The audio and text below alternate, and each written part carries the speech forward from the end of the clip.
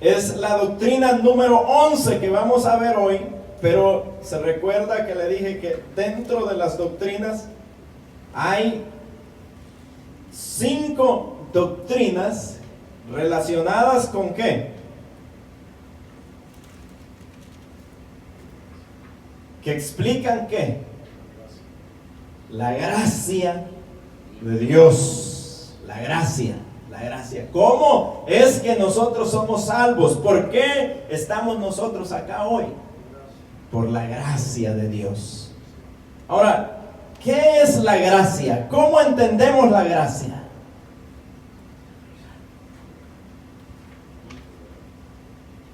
Se lo voy a decir como dice Pablo, creo que es en el capítulo 4 de los Romanos. Dice, si es por obras, ya no es por gracia.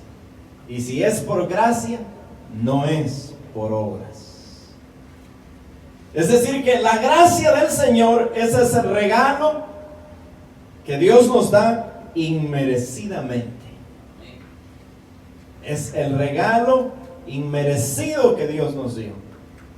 En vez de darnos su justicia, nos dio su gracia. Ahora, pero ¿cómo se desarrolla esa gracia? Eso es lo que tenemos que entender. Porque a veces decimos somos salvos por gracia, pero vivimos en el ambiente de las obras. ¿Quiere un ejemplo de los que pensaban que la salvación era por obras? Dice en el capítulo 7 de Mateo que unos se presentaron delante de Jesús y le dijeron, Señor, Señor, en tu nombre hicimos muchos milagros, echamos fuera muchos demonios, en tu nombre, Señor, sanamos a enfermos. ¿Y sabe qué les dijo el Señor? Apártense, yo no los conozco a ustedes. Apartados de mí, hacedores de maldad. Es que se parecía que eran como cristianos ellos. Es más, ellos mismos creían que eran cristianos. Y llegaron delante del Señor y le reclamaron. ¿Qué le reclamaron ellos? ¿Qué le reclamaron? Sus obras. Lo que habían hecho. Eran sus obras. ¿Pero qué le dijo el Señor? ¡Ah, qué bueno! Vengan y reciban el paraíso porque ustedes hicieron cosas buenas. Les di algo muy curioso. El Señor les dijo, no los conozco a ustedes. No los conozco. Lea Mateo capítulo 7 esta noche. Cuando llegue a su casa, porque hoy vamos a estudiar el sacrificio eficaz de Cristo Jesús. Vamos a estudiar el sacrificio eficaz de Cristo. Lo que Cristo hizo por mí. Diga usted, lo que Cristo hizo por mí. Eso, por usted, por mí. Entonces, eso vamos a ver. Y vamos a buscar en Romanos, si usted quiere leerlo en su Biblia, si no en la hojita, se lo hemos traído para que avancemos. Romanos 8, 28 al 30, el versículo que nos gusta mucho. Amén. ¿Es bonito Romanos 8, 28, sí o no? Amén. Vamos a estudiarlo entonces. Si es algo precioso en la palabra del Señor y es algo tan lindo para nosotros, estudiémoslo. Lo mínimo que podemos hacer es estudiar un versículo tan glorioso como ese. Dice Romanos 8, 28. Y sabemos que a los que aman a Dios, les ayudan a bien. Conforme a su propósito, son llamados, porque a los que antes conoció, también los predestinó para que fuesen hechos conforme a la imagen de su Hijo, para para que Él sea el primogénito entre muchos hermanos. Y a los que predestinó, a estos también llamó, y a los que llamó, a estos también justificó, y a los que justificó, a estos también glorificó. Gloria a Dios. Lindo versículo. ¿Les gusta siempre o ya no les gusta? Mire lo que dice la Biblia. Y sabemos que a los que aman a Dios, todas las cosas les ayudan para bien. Les ayudan a bien. ¿Quiénes son esos que aman a Dios? Ahí el texto nos dice: esto es a los que conforme a su propósito son llamados. Ah, Dios los llamó. Dios los llamó. Pero sigamos leyendo el texto. Porque a los que antes conoció, también, vea el afirmativo que tiene ahí, también los predestinó. También los predestinó para que fuesen hechos conforme a la imagen de su Hijo. Qué lindo. Dios dice que a los que Él llamó, que Él conocía ya, a esto los predestinó. ¿Para qué los predestinó?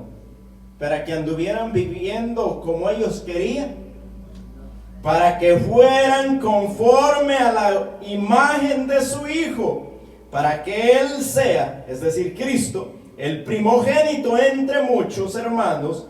Y a los que predestinó, a estos también llamó. Y a los que llamó, a estos también justificó. Y a los que justificó, a estos también glorificó.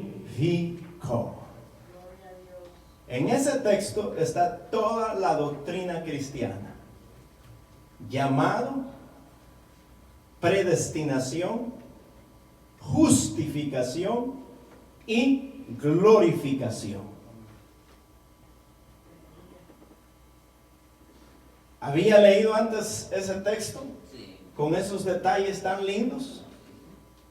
Dice que Dios llama, y esos que Él llama, Él los predestina para ser conforme a su Hijo Jesús. A esos que Él predestina, a esos también Él justifica. Y a los que Él justifica, también a esos los va a glorificar. ¿Qué es la glorificación? El día que nosotros seamos llevados de esta tierra y seamos transformados nuestros cuerpos.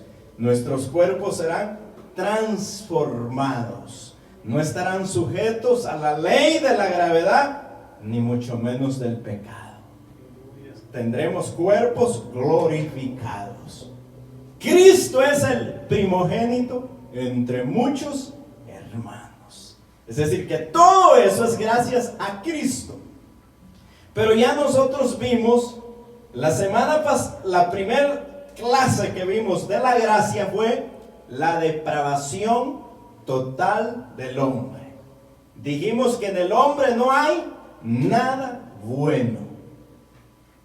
Sus deseos, sus intenciones, su inclinación, el corazón mismo. Es decir, Mateo dice que el corazón del hombre es como una fábrica. De ahí nacen los celos, las envidias, las contiendas, los adulterios, las fornicaciones del corazón del hombre. Es como una fábrica, pero de maldad. Entonces el hombre no tiene nada bueno. Nada. Dice que Dios vio y todos eran como una llaga podrida. Desde la cabeza le hizo una radiografía hasta los pies. No había nada bueno en él. Así dice Isaías, capítulo 1. Lea capítulo 1 de Isaías. Dice que se hicieron como Sodoma y Gomorra. Es decir, el tope de la maldad. Después vimos la elección que Dios hace. Y dijimos que era una elección incondicional. ¿Pero por qué decimos eso nosotros? Porque queremos decir eso. Leímos en Efesios capítulo 1. Dice que Él los eligió y los predestinó conforme a su beneplácito, a su propia voluntad, a lo que Él le plació hacer. Y Romanos capítulo 9 dice, no porque hubiésemos hecho ni bien ni mal, sino para que la gracia sea glorificada. Es decir, que la gracia es un misterio maravilloso. ¿Había entendido antes la gracia o lo que usted sabía por gracia era otra cosa? Era gracia, pero o sea, Dios nos dio su gracia, pero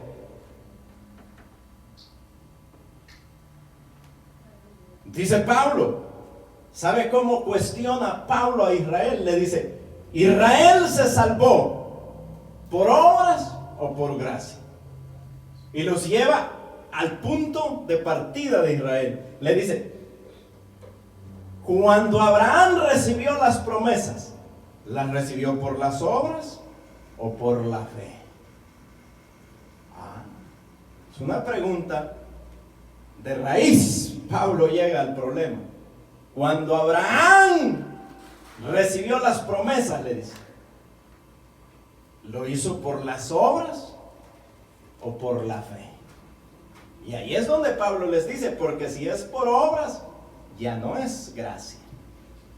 Y si es gracia, no caben las obras. Entonces la gracia es un misterio glorioso. Ahora entonces vamos a ver la tercera doctrina de la gracia, que es lo que hemos leído, que Dios llama, predestina, y a esos que llama, Él justifica y glorifica. Entonces, ¿qué es la justificación?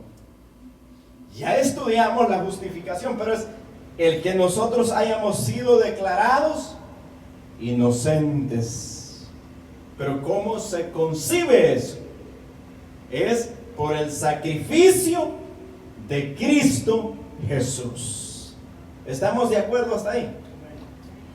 Porque yo quiero que estemos de acuerdo. Y si no está de acuerdo conmigo, le pido que esté de acuerdo con la Biblia. O sea, si conmigo está en desacuerdo, está bien. No se preocupe. Pero póngase de acuerdo con la Biblia. ¿Hacemos ese trato? Aunque esté en desacuerdo conmigo, pero póngase de acuerdo con la Biblia. Que el desacuerdo conmigo no le va a causar problemas. Con la Biblia sí. Entonces, al final, también quiero decirle, hermano, que los temas que estamos tratando son bastante difíciles. Entonces, si usted tiene preguntas, no dude en escribirlas y tráigalas, con mucho gusto las vamos a discutir. El que usted haga una pregunta no significa que usted se está revelando. Las preguntas son necesarias, porque si no preguntamos, nunca vamos a tener respuesta. Entonces escriba todas las preguntas que usted tenga y vamos a preguntar a Dios que nos diga qué es y qué significa. Y Él nos va a decir, no por una voz audible, porque todavía no llegamos a los niveles de Moisés, pero tenemos la palabra del Señor. ¿Verdad? Moisés tenía el privilegio que se acercaba al monte y Dios bajaba a hablar con él. Nosotros no, pero tenemos la palabra de Dios, que es la verdad, dice Pedro, que es la palabra más segura, la profecía más segura que nosotros tenemos, la palabra de Dios. Entonces, no estamos al abandono, ni vamos a la deriva. Tenemos la guianza de Dios por medio de su Espíritu Santo y su palabra. Amén, hermanos. Así es que, hermanos, habiendo visto este primer texto que hemos leído, o estos textos que hemos leído de Romanos, entonces nos habla de un complemento de la salvación. Dice que Él llamó, predestinó, y también a los que llamó justificó, y a esos glorificó. Es decir, el momento final. Es decir, empezó la clase, pero se graduó. Entonces, podemos decir que de la misma manera que Dios ha destinado a los elegidos para gloria, también ha ordenado todos los medios para que este propósito sea cumplido. Cristo murió para cumplir, para dar cumplimiento al decreto de la elección. Cristo murió, y ponga bien atención a esto, para dar cumplimiento al decreto de la elección, el cual tiene relación a un número definido de personas a los que Él llama, y a nadie más. La expiación de Cristo que Cristo ofreció en el Calvario es limitada. Esto significa que Cristo murió en la cruz por los que Él llamaría eficazmente. Y acá vamos a entrar en la cosa difícil. ¿Qué es entonces el llamamiento, o qué es el sacrificio eficaz de Cristo Jesús? ¿Qué es el sacrificio eficaz de Cristo Jesús? El sacrificio eficaz de Cristo Jesús significa que Cristo murió y cumplió el propósito por el cual había muerto. Era salvar a usted y a mí, salvar a los que eran suyos. Ahora ahí surge una pregunta, porque hemos dicho cosas muy interesantes en lo que hemos leído. Hemos dicho que Cristo murió por personas directamente. Y surge la pregunta entonces, ¿Jesús murió por todo el mundo?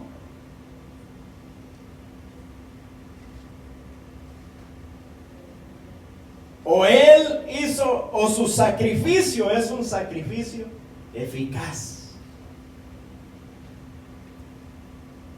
Y los que enseñan la doctrina del universalismo, que Cristo murió por el mundo entero, dicen ellos que Cristo murió potencialmente por todos, por todo el mundo. Y quiero que ponga mucha atención en lo que vamos a, porque ya le dije que lo que estamos estudiando no es las clases para el bautismo en agua, es la gracia de Dios.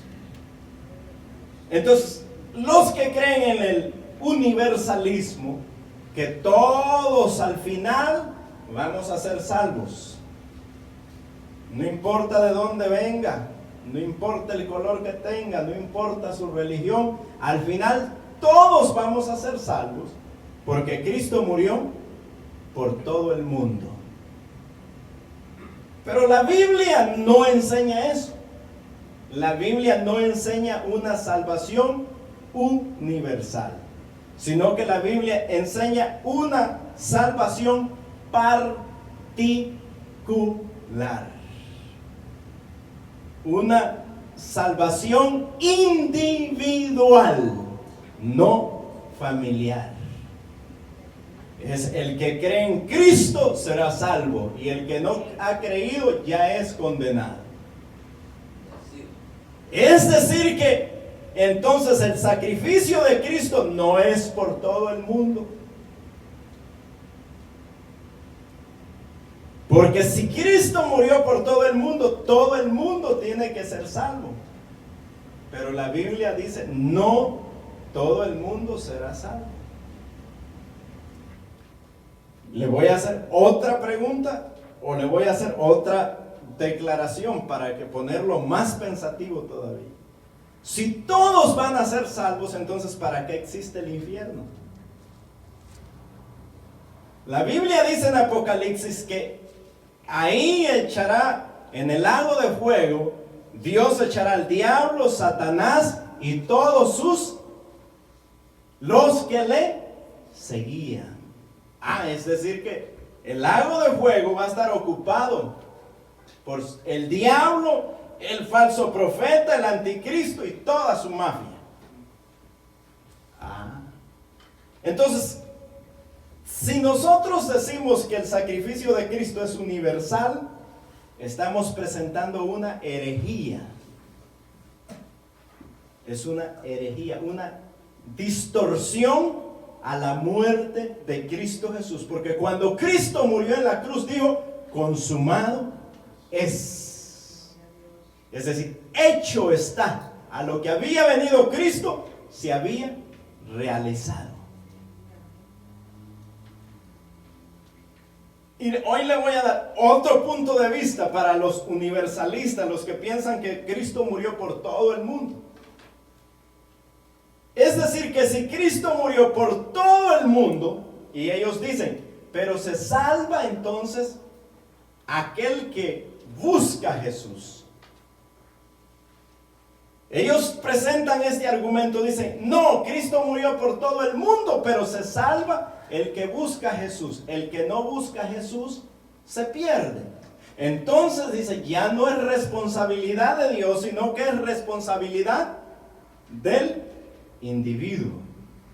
Porque como él no quiso buscar a Jesús, entonces por eso se perdió. Entonces ahí surge una pregunta muy interesante. ¿La salvación entonces está en las manos del individuo o en las manos de Dios? ¿En las manos de quién está la salvación? De Dios. ¿Se acuerda la declaración que hizo Jonás? La salvación es de Jehová. Entonces, si la salvación es de Dios, entonces el hombre no puede decidir ser salvo o no ser salvo. Porque si yo decido ser salvo, ir a Cristo o no ir a Cristo, entonces ya la salvación no es de Dios, sino que es mi decisión. ¿Qué es lo que nos han enseñado en la mayoría de las iglesias? Es lo que se enseña hoy. Tome su decisión. Haga su decisión. Entonces, hemos llevado a que la salvación está en las manos de los individuos y no de Dios. Y si usted quiere un ejemplo más claro, en las manos de quién está la salvación y en contra de la voluntad del individuo, Dios lo salva. Le voy a dar un ejemplo muy claro para que usted lo estudie esta noche. Está 3 veces en el libro de los Hechos, repetidamente, para que usted lo lea, lo estudie. ¿Usted ha escuchado de un hombre mentado Saulo de Tarso? ¿Usted sabe de ese hombre? ¿Sabe a qué se dedicaba ese señor? A perseguir a los cristianos. A perseguir a los cristianos, los sacaba de sus casas, a las mujeres y los niños, dice él mismo, y los arrastraba. Era perseguidor de la iglesia. Y sabe que un día Pablo decidió y dijo, yo ya no voy a perseguir a la iglesia, me voy a entregar a Cristo. Él decidió. No, entonces no es decisión propia. ¿O no decidió Pablo entonces? No, Pablo fue donde los grandes y pidió carta. ¿Sabe para qué? Para ir a terminar con los cristianos de Damasco. Él dijo, no, denme carta. Fue uno de los de alta jerarquía y dijo, denme carta. Todavía quería hacerlo legalmente. A matar sin quebrantar la ley. Digo, denme cartas y yo me encargo de los cristianos. Pero dice, yendo camino hacia Damasco, una luz del cielo se presentó a Pablo y dice que le dijo: Saulo, Saulo, ¿por qué me persigues? Ahí rindió la voluntad Pablo y le dijo: Señor, ¿qué quieres que haga? Entonces, ¿Pablo buscó a Cristo o Cristo vino a buscar a Pablo? Entonces, la salvación le pertenece a Dios. Y es una intervención divina salvar al hombre, no una decisión humana. Nadie quiere buscar a Dios. Romanos dice: no hay quien busque a Dios, ni siquiera uno. No hay quien entienda. Y no es que no lo quiera buscar, es que dice Romanos, no puede. Entonces es Dios. El que usted esté sentadito en esa silla, diga: gracias a Dios. La gracia infinita de Dios nos ha salvado, hermanos. No es que había un deseo en nosotros de ser cristianos. Sí, los que han crecido en la iglesia quizás son un poco más moderados, pero los que no hemos crecido en la iglesia, nosotros sabemos lo que hemos sido. Que le dijeran ir a la iglesia, risa le daba. Pero un día algo pasó en nosotros, que ese deseo fue cambiado, y en vez de amar el mundo, nos dimos cuenta que hay un dador de la vida. Pero ¿usted cree que eso fue de nosotros? La obra de Dios por medio de su Santo Espíritu. Porque dice: Él pone el querer como el hacer por su buena voluntad. Eso es lo que la Biblia dice. Entonces tenemos que aceptar, hermanos, lo que la Biblia dice, aunque no nos guste. Alguien me dijo una vez: usted tiene que predicar lo que la Biblia dice, aunque usted no esté de acuerdo con eso. Pero si la Biblia lo dice, eso dice. Entonces, hermanos, vemos que Dios llama con un llamamiento eficaz. Y hay un sacrificio, no que Cristo murió para el que quiera ser salvo, sino que Cristo murió para hacernos salvos, hijos de Dios. Cristo no murió y dijo: bueno, ahí está el sacrificio, el que quiera que sea salvo. Por eso estamos hablando del sacrificio eficaz. El sacrificio eficaz de Cristo en nuestra vida. Entonces, dice Timoteo así, segunda carta de Timoteo, dice Pablo: quien nos salvó y nos llamó con llamamiento santo, no conforme a nuestras obras, sino según el propósito suyo y la gracia. Lea conmigo ese texto, porque lo que tenemos que hacer es leer la Biblia para entender lo que nosotros creemos. Si no le gusta la paginita y siente más cómodo leer en su Biblia, abra la Biblia. Lo importante es que lea de la palabra de Dios lo que estamos hablando. Dice Pablo a Timoteo: quien nos llamó con llamamiento santo, no conforme a nuestras obras, sino según el propósito suyo y la gracia que nos fue dada en Cristo Jesús antes de los tiempos de los siglos. ¿Cuándo fue? Cuando Dios vio que usted iba a venir a la iglesia, entonces le dio su gracia. Antes de los tiempos de los siglos. ¿Sabe qué le dijo el Señor a Jeremías cuando Jeremías quería abandonar de ser profeta? No le decía: es que yo te llamé desde el vientre de tu madre y te hice mi siervo. ¿Para dónde va? Así es que usted predique y no hay otra cosa que tiene que hacer. Usted ha sido elegido para que cumpla el propósito de Dios. Si no, lea el primer capítulo de Jeremías.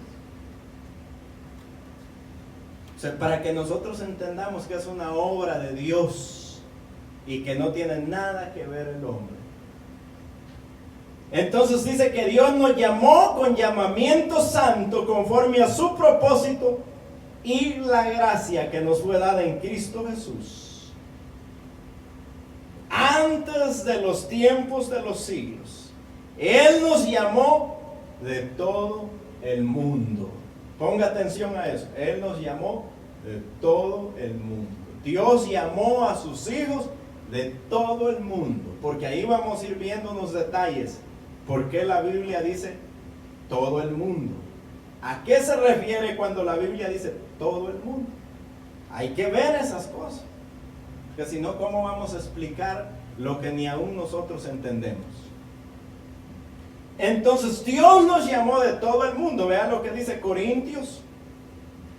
Primera carta a los Corintios 1, 22, 23 y 24.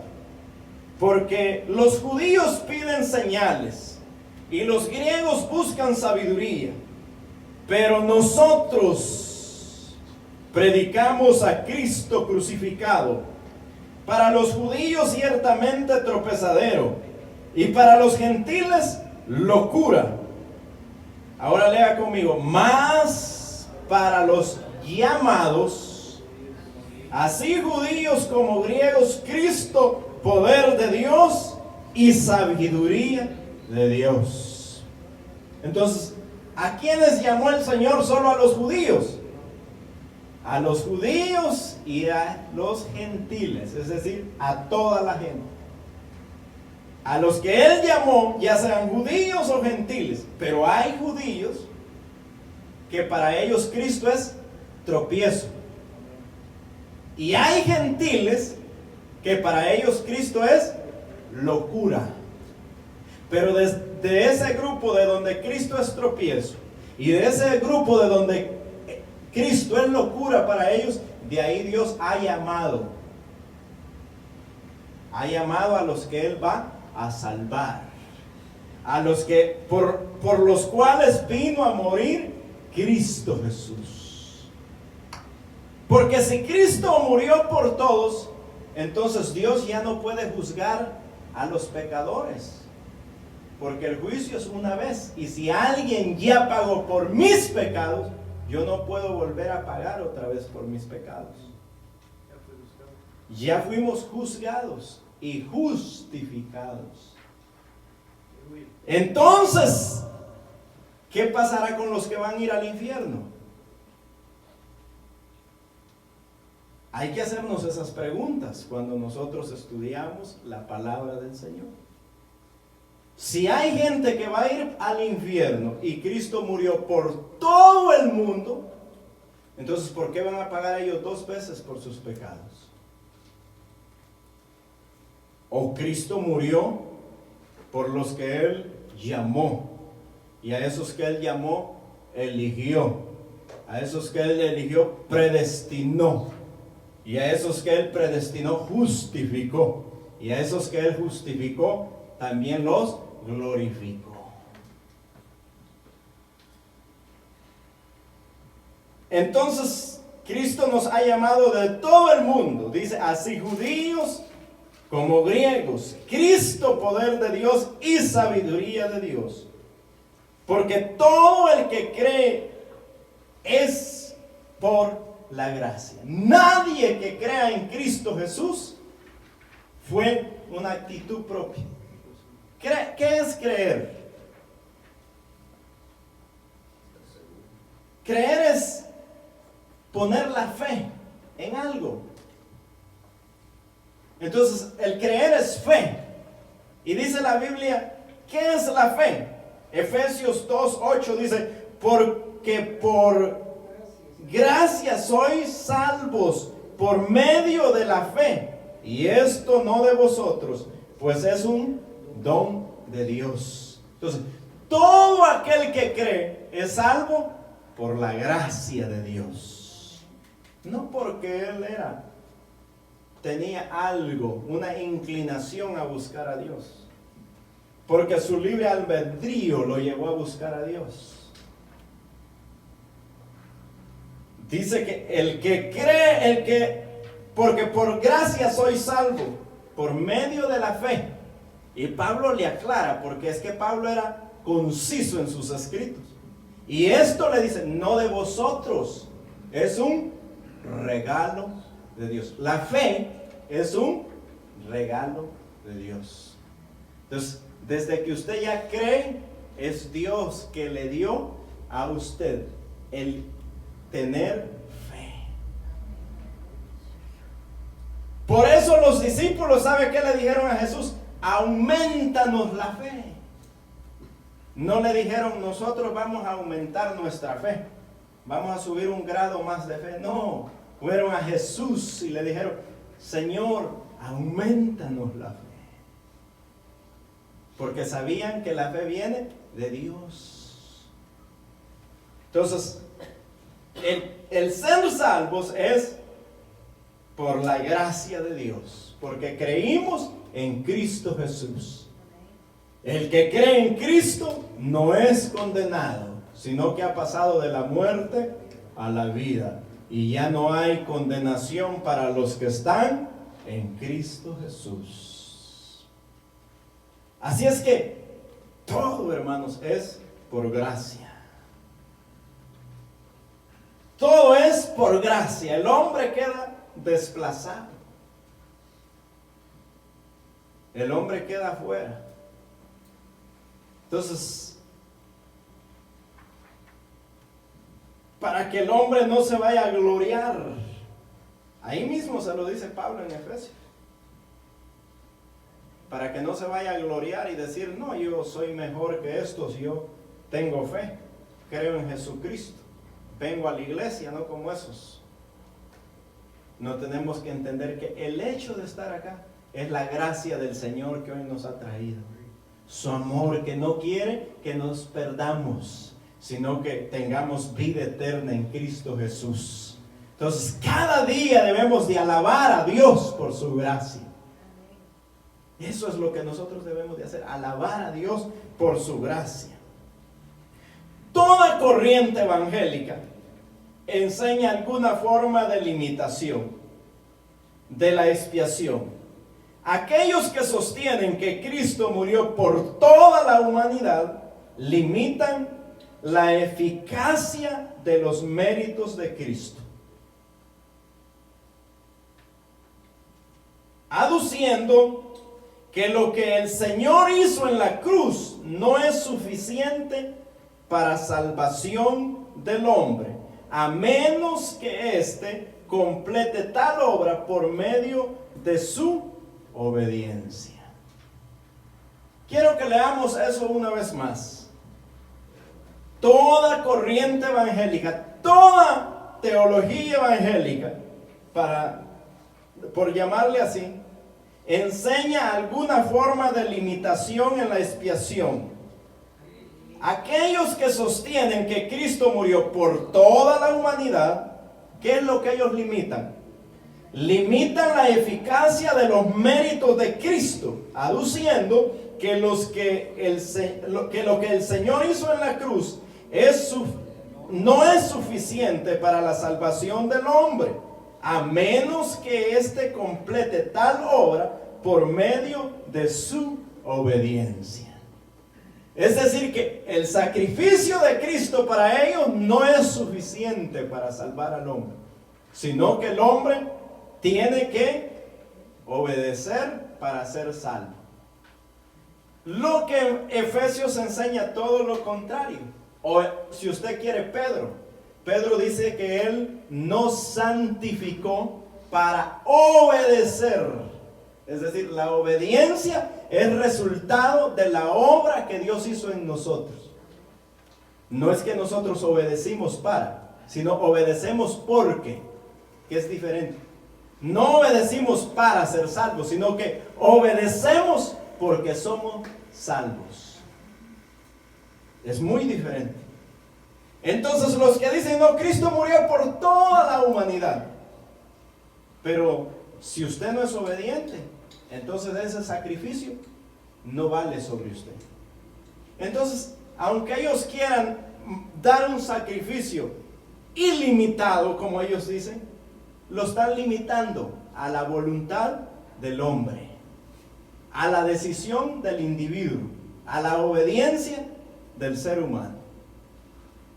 Entonces, para que no nos vayamos a dejar engañar, hermanos, este punto de vista es contrario a las enseñanzas escriturales. Y vea lo que la Biblia dice en Hebreos 10:14.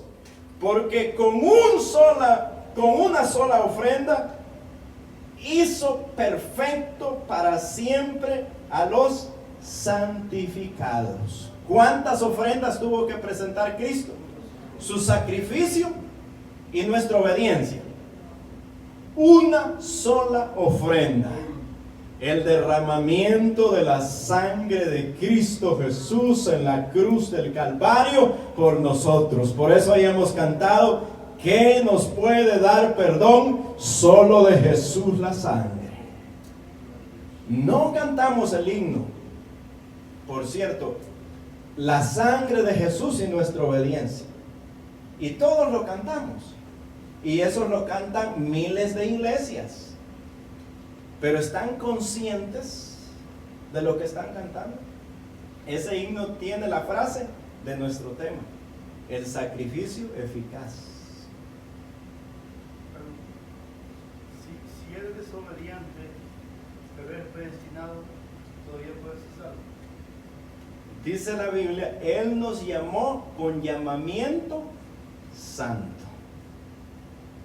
Entonces, no puede ser cristiano y desobediente. Entonces dice, Él nos llamó con llamamiento santo, porque ese punto es muy importante, porque dice, los que no creen en la predestinación dicen: es que los que enseñan la predestinación, dicen, ellos dicen que son predestinados, y como Dios ya los predestinó, entonces ellos pueden vivir como ellos quieran. Mentiras, dice la Biblia: a los que Él llamó, a esos los santificó. El Señor los salva cuando lo recibe como Salvador, a través de la gracia de Él. Pero después comete errores o pecados. El Señor de todos sus pecados y se reconcilia otra vez con el Señor. Continúa adelante. Le salva. Sí, es que la salvación es una vez. Usted conoció a Cristo, Dios lo salvó. Entonces, le voy a poner un ejemplo. David era un hombre conforme, dice la Biblia, no lo digo, dice la Biblia, conforme el corazón de Dios. Pero dice la Biblia que David pecó, no doblemente, triplemente. David hizo 3 errores en su vida. Primero le quitó la mujer a Urías Eteo, lo mató. Ese es uno de tantos. Si otra vez censó al pueblo, otro pecado. ¿Y qué hizo Dios cada vez que David pecó? ¿Dejó David de ser hijo de Dios? No, David siguió siendo hijo de Dios, pero el resultado de su pecado le costó a David lágrimas hasta el día de su muerte. Es decir, el pecado que usted cometa, Dios se lo va a cobrar.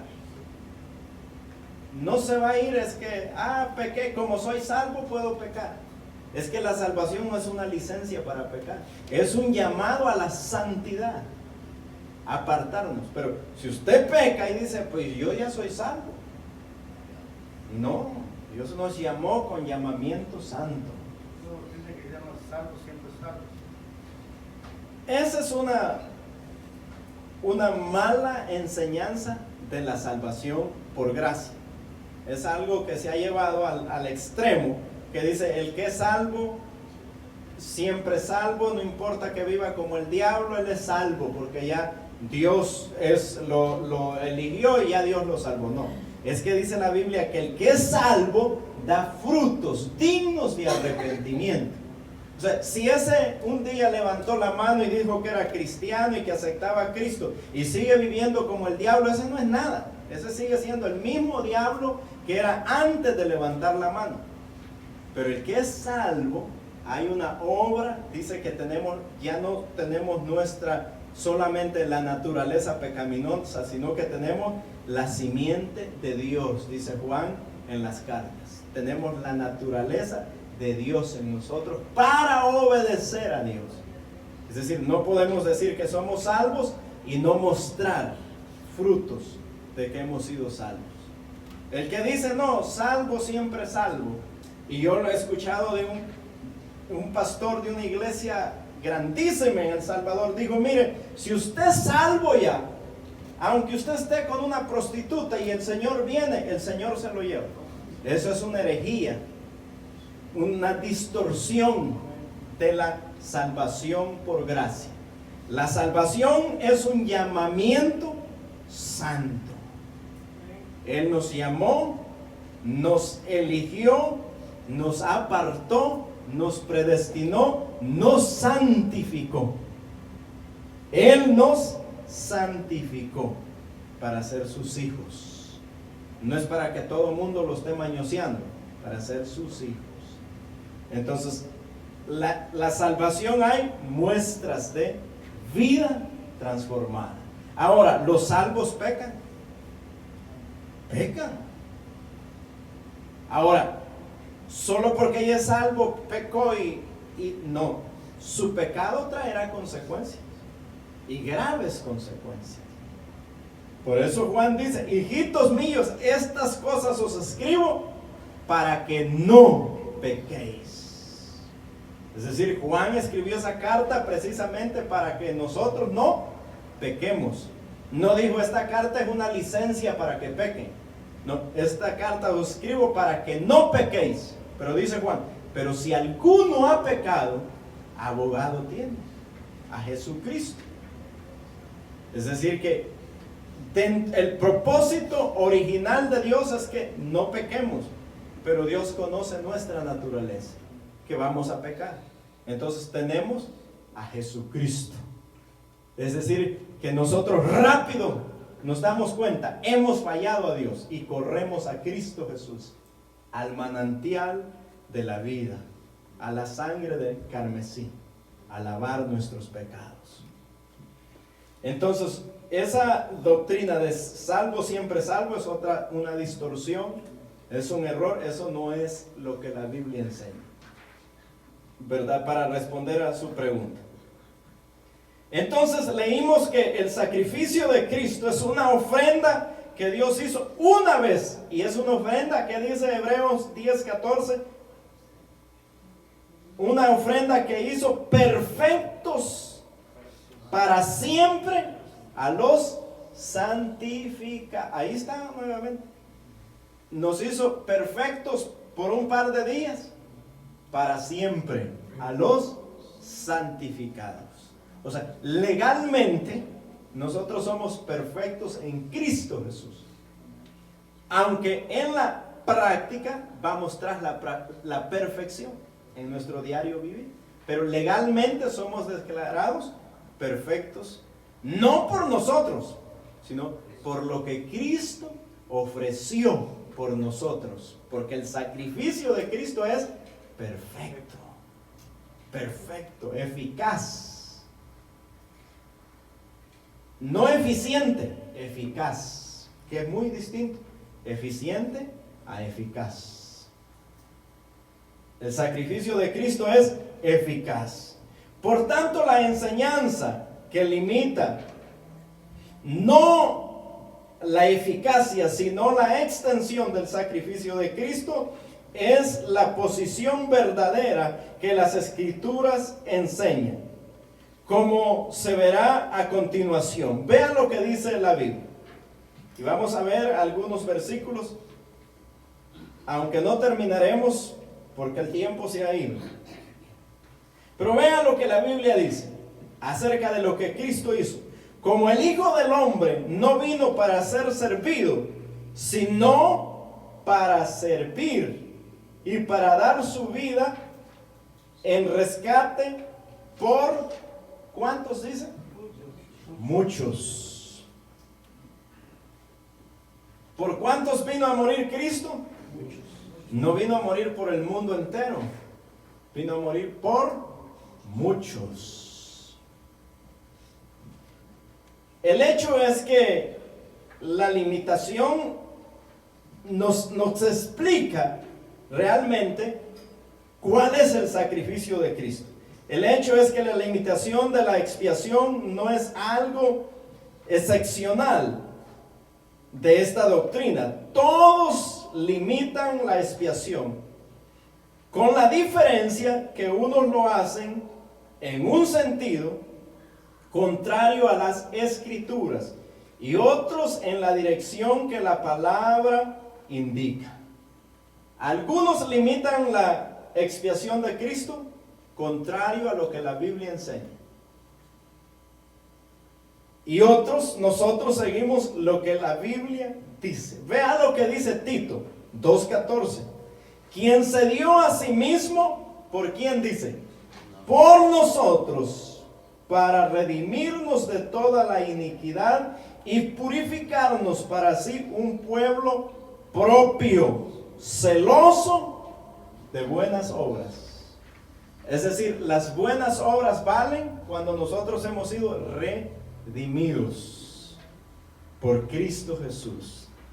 Antes de ser redimidos, nuestras obras delante de Dios dice que son como trapos de inmundicia. ¿Sabe qué le dijo? En el mismo capítulo 1 de Isaías, el Señor le dice al pueblo de Israel: no quiero tus días de fiesta, no quiero tus lunas nuevas, no quiero que me celebren nada, nada. Todo eso, les dice Dios, es abominable delante de mí. Todo. Porque le dice: manchadas están sus manos de sangre. Ustedes, su corazón es la maldad. Isaías capítulo 1 dice: no me traigan nada, no quiero más ofrendas, no quiero más oraciones de ustedes. Porque le dice Isaías, el Señor por medio de Isaías al pueblo de Israel: sus ofrendas me son gravosas. Nada quiero. Es decir, ninguna obra que el hombre haga antes de ser redimido por Cristo vale delante de Dios. Ahora, Dios nos salvó, nos hizo sus hijos para ser celosos de buenas obras. Ahora lo que nosotros hacemos tiene valor delante de Dios, porque ya no lo hacemos en nuestra fuerza, sino que lo traemos ofrenda a Dios por medio de Cristo Jesús. Ya nos acercamos ante el Padre no por lo que nosotros somos, sino por lo que Cristo es en nosotros. Así dice Hebreos: acercaos al trono de la gracia para que encontréis ahí oportuno socorro para vuestras almas. No por nosotros, sino por lo que Cristo hizo. Hermanos, que Dios le plazca hacernos entender que todo lo que nosotros somos es solamente por la obra de Cristo Jesús, y que no hay obra humana que valga para que el hombre sea salvo, sino la mera y única gracia de Dios en la vida del ser humano. La gracia del Señor. Estas enseñanzas de la gracia del Señor, los pastores ya no la enseñan, los líderes tampoco, y la gente no la quiere oír, porque el humanismo desaparece de la escena, se extingue, y el hombre no cuenta más, sino solamente la gloria para Dios. Cuando nosotros entendemos que todo lo hizo Él, lo único que nos queda es darle gloria a Dios.